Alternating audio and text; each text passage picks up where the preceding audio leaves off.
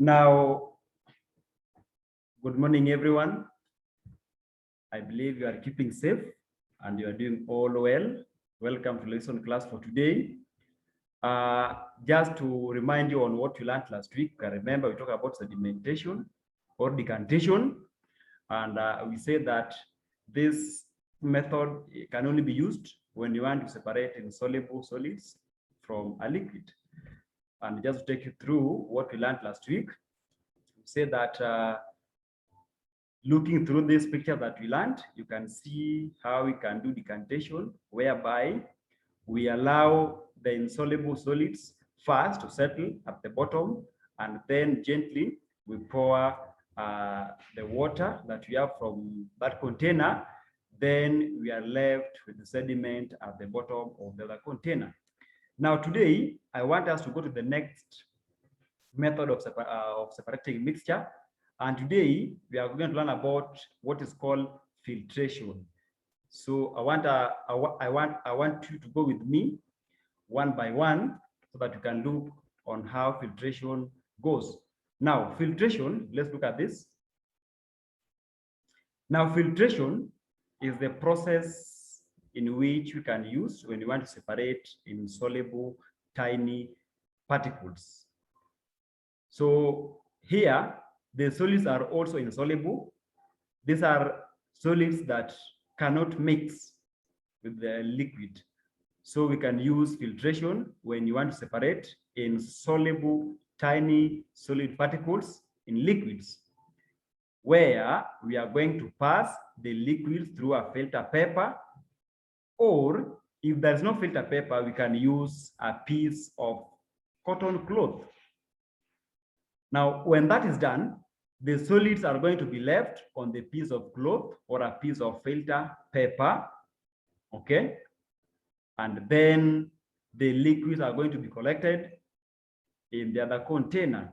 Now, these solids that are going to be left in a filter paper or a piece of cloth, we call them residue, while the liquid that we are going to collect are called filtrate. I know someone may be wondering, what do you mean by filter paper? I want you to see how we are going to make a filter paper. There's a diagram here. A filter paper, we're just going to use a paper, and this paper is a paper, we can call it, you can say it is a cellulose paper, meaning it's a paper that is able to allow water to pass through. So this is how we are going to make the filter paper. You can see we are going to make a circular cutout. The step one, we make the circular cutout from a paper. And then step two, we fold this paper into half. Then step three into quarter, you can see.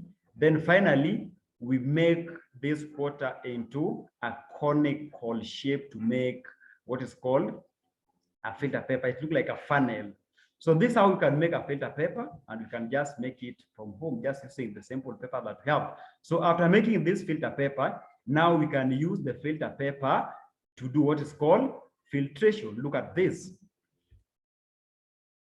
In the upper container, you can see we have a mixture of solid and liquid particles.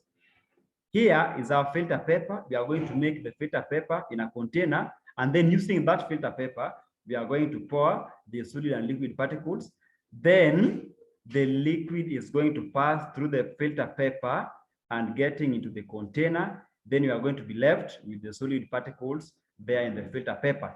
Now, the liquid that you are going to collect in the container down here, we call them filtrate, while the solid that you are going to be left in the filter paper is called the residue. Now, look at this. Look at this. I want you to look at how we can use this experiment. Now, in the first diagram there, you can see we have a mixture of water and sand. So that's what we are going to separate. Then in the second diagram, now we have taken our filter. You can take this filter and then you put it inside the funnel, okay? Because you know a filter paper cannot be held by a container, so you must put it in a funnel. So after putting the filter paper in a funnel, now you can see we take our mixture of sand and water and then we pour in the filter paper. Now you can see when you pour this in a filter paper, it is only the liquid that will pass through the filter. And then the solid are going to be left. In the last diagram, you can see now we have the liquid part. Now we have the liquid in the container, we call it filtrate. And then the solid is left there, is called the residue. So you can be asked this. So when you are asked, how do you call the solid? Remember, in the other topic, when we are looking at the decantation, we say that we have, when that is done in decantation, is not the same as filtration. We say that in decantation, the solid left in the container is called sediment, okay? While the liquid is called the clear liquid. It is not the same as filtration. Now in filtration here, now we have the residue as the solid left, while the liquid in the container is called filtrate. So note the difference. Residue and filtrate are in the filtration, while when we are doing that in decantation, we have sediment and we have clear liquid. Don't forget about that. Now, the next thing I want you to look at this, other mixtures that can be used, other mixtures that can be separated using the filtration. We have the wood ash plus water. Remember, these solids must be insoluble. They should not be dissolved in water or in liquid. So we have example of such mixtures that can be separated using the filtration. We have wood ash and water mixture. We have water and flour mixture. We have sand and water mixture. We have chalk dust and water mixture. Then finally, we can also use tea liquid and tea leaves. When you are at home, you don't have the sieve, you can use the filter paper to separate the tea liquid from tea leaves using the filter paper. Now, look at this. We can as well make homemade filter. Remember, we can use this filtration method when we want to separate dirt or mud from water. So at home, we can improvise a homemade filter. What do you mean by a homemade filter? You can see alongside there, we have that diagram, but before that, a homemade filter is an improvised water filter, and it can be used when we want to clean dirty water at home.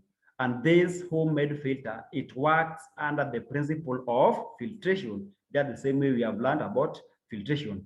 Now, we are going to arrange other materials in a container, and this arrangement of materials depends on the size of particles we are going to use, where we are going to begin with fine particles from top and big particles at the bottom. Now you can see one of the materials we are going to use, materials such as we have cotton, we have fine sand, we have charcoal, we have coarse sand, and maybe rocks. Now, you must know some of these materials. Why are we using charcoal in this experiment, especially when we are making this homemade filter? We are using the charcoal paste because charcoal is absorbent, or it can be used to absorb. So the charcoal paste is used to absorb colors, those colors that are present in water. Remember, it is a dirty water. So to remove those colors, we can make, we are going to use charcoal to absorb the colors. Then use of the cotton wool must be used. You can see if there is no cotton, we can use a cloth. There's a piece of cloth. So why do you use a cotton or a piece of cloth? One, a cotton wool can hold the solid materials in the funnel, preventing them from falling. And then apart from that, there are also, cotton also filters solid particles. So you may be asked, what's the function of the charcoal paste? To absorb colors. Cotton wool is to hold the solid materials and also to filter the solid particles. So I want you to see how these things should be arranged. The last diagram that I've just shown you is not showing the good arrangement, but now this one is how it should be arranged. Remember, I've said the arrangement takes place from the fine to coarse, or from small particles to large particles. Now, the first one is charcoal, but of course, you remember, after arranging all these things, we are going to pour muddy water at the top. So we have muddy water on top, followed by charcoal, then fine sand, coarse sand, pebbles, and then cotton at the bottom. Now we have mnemonic that you can use if you want to master these materials. Look at this. We have Dennis cooked fine chapati and pancake. When you have that, now Dennis may stand for dirty water, cooked charcoal, fine is fine sand, chapati is charcoal and then pan is for pebbles, cake, cotton wool. So if you have this, Dennis cooked fine chapati and pancake. So when you have that, you are able to arrange all those materials. So we have learned on how to arrange those materials, beginning from the fine material up to the large or the coarse materials. So after that, I think we have learned and you are able to explain how filtration works and how to make a homemade filter. Now we have some work for you to do here. There are only 3 questions. Number 1, what is the name of the method of separating mixtures shown below? How do we call this method? And then number B, name the substances N and L. You can see N is the material left in the funnel, while L is the materials collected in the container. So you can work on that. And then finally, name the parts shown in the diagram below. Now this one here is the homemade filter. So just name part X, how do we call X? And how do we call part Y? And then finally, what is the purpose of charcoal in homemade filter? You simply explain the purpose of charcoal. So dear learners, I believe today we have learned filtration and we have learned on how to make the home-based filter and also how to arrange them. Therefore, I want to end this lesson and ensure that you work on those questions. Remember, if you go through your homework book, you realize that the first week is asking questions based on separation of mixtures. Therefore, go through this and then you answer those questions. Otherwise, I wish you the best and continue staying safe.